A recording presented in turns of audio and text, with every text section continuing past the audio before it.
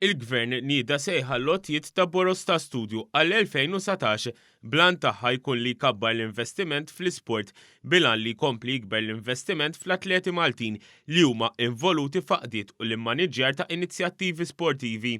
Din l-iskema tħabbret mis-Segretarju Parlamentari għaż-Żgħażagħ u Sports Clifton Grima fejn sostna li l-Gvern qed jaħdem għal promozzjoni tal-isport bħala professjoni u dixxilpina f'Malta. Permezz ta' dawn il-boros ta' studju, permezz ta' dawn l-scholarships, għalħedem nissaguraw illi iż-żgħażagħ hemm barra jħarsu lejn l-isport bħala karriera illi tista' tik lejxin tiegħek tista' tik id-dinjeta tiegħek. Din l-iskema ta' boros ta' studju hija maqsuma fi tnejn, dik għall-atleti tal-fuq mill-età ta' 11 sena li jistgħu jibbenefikaw minn programmi ta' taħriġ u l-kategorija tal-korsijiet akademiċi relatati mal-isport li jinkludu il-mediċina fl-isports. Din is-sena ġie inkluż ukoll it-turiżmu sportiv fl-iskema.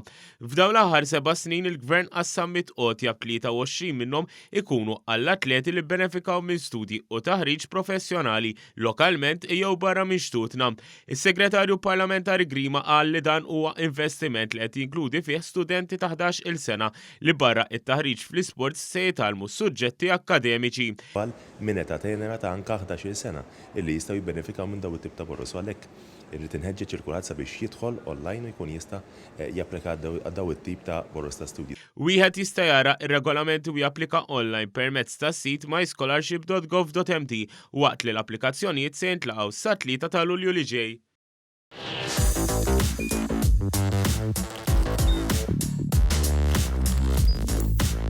Idħol fuq one.com.mt u hemmhekk tista' tara l-programmi kollha li jxandru fuq One permezz ta' One Play.